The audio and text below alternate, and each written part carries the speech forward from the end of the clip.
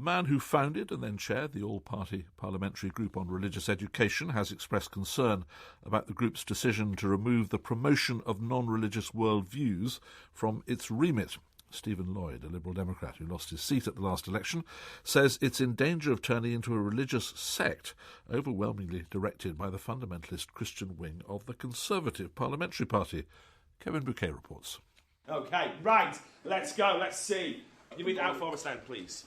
If I read a comic in the shop without paying for it, is it stealing? OK, what did you come up with? I said no, because you're just looking what's inside it, seeing if it's any good. At the Hope Academy in Newton-le-Willows on Merseyside, Ian Latter is teaching RE to a class of 12 and 13-year-olds. Is it acceptable to go into a newsagent and just read any magazine you want, put it back, and then just leave? Is that the same as stealing? Ian believes that as part of the RE curriculum, children should learn not just about the world's religions, but also about those who have no religious belief. If we just have a narrow focus, you end up with a narrow curriculum. And we'll all hear about making sure that students get a broad, balanced, mixed curriculum across the school here at Hope Academy, but also within religious education as well. And it also allows those children perhaps who don't have faith to feel part of RE as well, and don't feel, oh, well, they're for lessons that for people who go to church or go to mosque or go to the synagogue. It's not. It's open to all students. Until recently, the All Party Parliamentary Group on Religious Education described its role as being to promote among young people an understanding of religious and non-religious worldviews. But now the wording's been changed. At a meeting last month, the reference to non-religious views was removed. The Chief Executive of the British Humanist Association, Andrew Copson, says the decision not to include them is a massive backward step. Non-religious worldviews, including humanism, it's really important that they're taught in RE. Their study is supported by a huge majority of teachers and parents. Their study is vital for children to understand today's society, for non-religious children to have a better moral education. So the idea that the group in Parliament that holds itself forward as being the great advocate of this subject of religious education should take non-religious worldviews out of their remit is extremely worrying. After the last general election, the Conservative MP Fiona Bruce, who's an evangelical Christian, became chair of the All Party Parliamentary Group. Her predecessor and the group's founder is the former Lib Dem MP Stephen Lloyd, who told us there was a danger of the group turning into a religious sect, overwhelmingly directed by what he called the fundamentalist Christian wing of the Conservative Parliamentary Party. He points out that the meeting at which the group's remit was changed was attended only by Conservative MPs. If they want to set up a group promulgating conservative Christianity, there's nothing wrong with that. But that doesn't look to me like an all-party parliamentary group.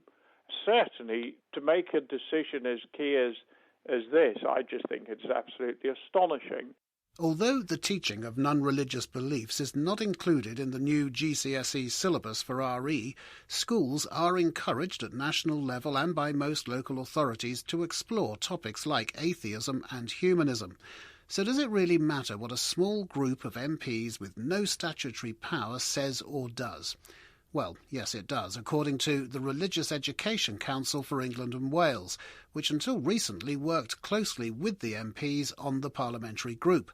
They've issued a joint statement with the National Association of Teachers of RE, saying they're disappointed the MPs have decided to narrow their understanding of what religious education means. A broad and inclusive approach is necessary for the health of the subject. The parliamentary group has chosen to cut itself off from an important part of the debate.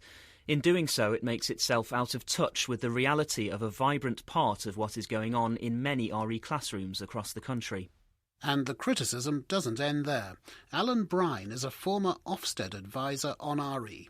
The group essentially was set up at the beginning of the last Parliament, and its purpose was largely to be a voice for religious education within Parliament. And they did some very good work, particularly on the issue of the recruitment and supply of RE teachers. The change appears to be that the membership has shifted in what you might describe as a rather aggressive direction. They appear now to be taking the view that they want to change RE to fit in with their own particular agenda, which is an agenda which I think I would have to say is not shared by the vast majority of teachers of RE. Over the last 3 weeks, we've tried to speak to the group's chair, Fiona Bruce, and her deputy, David Burrows.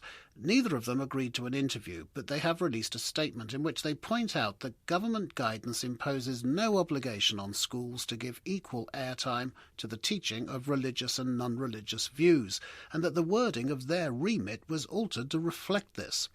They go on to say the new remit is not intended to exclude the discussion of non-religious worldviews from the group's meetings, nor from religious education more widely, but it is intended to emphasise that, in the limited time that the All Party Parliamentary Group has, the teaching of religious education is, and should be, the group's main focus. We did manage to speak to the secretary of the All Party Group, the independent crossbench peer Lord Inderjit Singh, who defended the change in the wording of the remit. It's not unreasonable that a group set up to look at religious education focuses on religion. The other difficulty is, when we talk about other worldviews, is how many other worldviews are we talking about? And how practical is it? And how relevant is it to religion?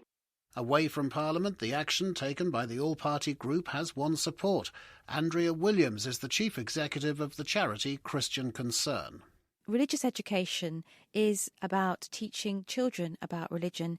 It's not about non-religion. It's not about irreligion. And there are plenty of places, which both Fiona Bruce and David Burrows would agree on this, there's plenty of places within the school curriculum to look at those worldviews. And indeed, the default position in the education system at present is indeed secularism, is indeed humanism, functional atheism. So you've got a choice on the board, haven't you? Would you rather be a brave fool or a clever coward? Don't answer me now, just think about it. OK, I know you've done that one before. But back in the classroom, there's a determination among many RE teachers to continue telling their pupils about religious and non-religious worldviews. And opponents of the action taken by the All Party Group are continuing to question the MP's motives, both fellow Christians and humanists like Andrew Copson. My fear is that there are strong elements within the sort of wider pool of politicians today who want to turn that clock back, try and take us back to a more Christian focus, a more religious focus, a more Christian instruction focus to RE, and that would be a really, really negative step backwards. Andrew Copson, ending that report by Kevin Bouquet. A couple of tweets about this subject. Mark Chater tweeted, "Isn't it obvious that balanced RE must include, e.g. atheism?" And Julian Bond tweeted, "Inclusion is always a good thing." Any thoughts about that, or indeed anything else in the programme? You can tweet us at BBC R4 Sunday or email us sunday@bbc.co.uk.